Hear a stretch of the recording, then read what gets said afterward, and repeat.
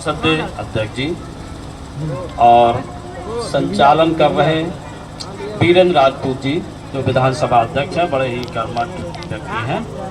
और हम लोगों के बीच में बैठे हुए मुख्य अतिथि के रूप में माननीय दिव्यापुर विधायक प्रदीप यादव जी, लोकप्रिय विधायक भी हैं, लाडले विधायक भी हैं, प्रभावशाली और मजबूत विधायक हैं। बहुत ही सरल स्वभाव के हैं। इनका स्वभाव तो ऐसे है जैसे गुलाब का फूल होता है, उस तरीके से स्वभाव है। बहुत ही अच्छा काम करते हैं। इससे अच्छा काम करने वाला अगर टॉर्च लेके ढूंढोगे तब भी कहीं नहीं मिलेगा। इसलिए बड़ी मजबूती की बात है। और मंच पर बैठे हुए सभी नेताओं का एक साथ में स्वागत करता हूं। और सामने बैठे हुए हमारे जौरा गांव के सभी सम्मानित लोग हैं, कार्यकर्ता लोग हैं, बच्चे हैं, इन सबका मैं, बुजुर्ग लोग हैं, नौजवान साथी हैं, इन सबका मैं बहुत बहुत स्वागत करता हूं। और मैं ये कहना चाहता हूं कि जो पीडीए कार्यक्रम चल रहा है, पीडीए कार्यक्रम को अब हमारी समझ से सभी लोग जानते हैं, घर घर जन जन तक ऐसा कोई नहीं रह गया है जो उसको समझता ना हो। पीडीए कार्यक्रम के विषय में बस यही है कि आगामी 2027 का जो लोकसभा चुनाव, विधानसभा चुनाव आ रहा है, विधानसभा चुनाव में पीडीए को इतना मजबूत करके चलिए कि आपस में, गांव गली में, घर में, परिवार में कहीं लड़ाई झगड़े भी हो तो लड़ाई झगड़े को छोड़ देना। 2027 में सभी लोग एकजुट होकर के, एक मत होकर के वोट कर दीजिए।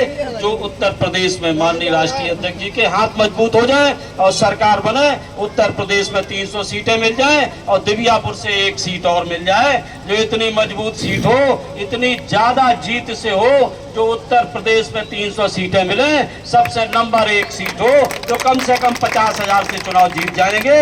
और इनको कैबिनेट मंत्री बनने से हम समझते हैं कि उत्तर प्रदेश में कोई नहीं रोक रहा है। माननीय राष्ट्रीय अध्यक्ष ये लाडले ही नहीं हैं, ये माननीय राष्ट्रीय अध्यक्ष जी के बहुत ही लाडले हैं। पूरे प्रदेश में कहीं कोई नैया अटक जाती है तो लोग इनको याद करते हैं। और माननीय, मैं क्या कहूँ, राष्ट्रीय जातीय अध्यक्ष स्वयं ही याद करते हैं, इनको लगाते हैं कि उस जिले में जरा ये देख लेना। औरैया जिला तो, इटावा तो इनका खुद का है ही, इसमें कोई सोचने की बात नहीं है। जो अभी हाल गौरव जी ने बात कही, उस कड़ी से भी जोड़ता हूं कि इन्होंने बहुत मजबूत बात कही है, गलत नहीं कही है। और हमारे वक्ताओं में एक वक्ता और बहुत मजबूत हैं, जो राष्ट्रीय उपाध्यक्ष हैं, अनिल पाल जी।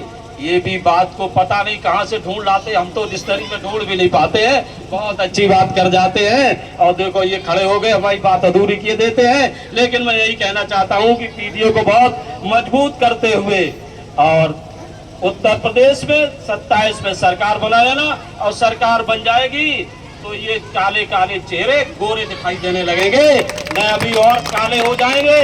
क्योंकि अंग्रेजों से भी ज्यादा बदतर भारतीय जनता पार्टी है। भारतीय जनता पार्टी ये देखती है कि जिनके चेहरे सफेद हैं उनको करिया करना भी जानती है। आपने देखा होगा पुलवामा कांड करा के तमाम घर वीरान करा दिए। अभी पहलगाम में जो एक घटना हुई है, 28 लोगों की दर्दनाक मौत हो गई है। कहते हैं आतंकवादियों ने हत्या कर दी है। आतंकवादी हत्या कर देते, तुम क्या घास छीलते हो? दिल्ली और उत्तर प्रदेश की कुर्सी पे बैठ के आप जब विदेश जाते हैं, लौटते हैं, तो पहलगाम में नहीं जाते, हत्याओं को नहीं देखते, वहाँ आंसू बहाने का काम नहीं करते। ये बिहार में जाके मीटिंग करते हैं, क्योंकि बिहार में सरकार बनने वाली है, चुनाव होने वाले, तो ये सोचते हमारी बिहार में सरकार बने और हम चुनाव जीते।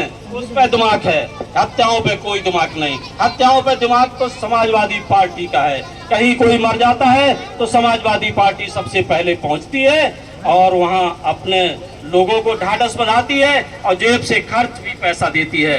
लेकिन भारतीय जनता पार्टी का कोई काम नहीं है।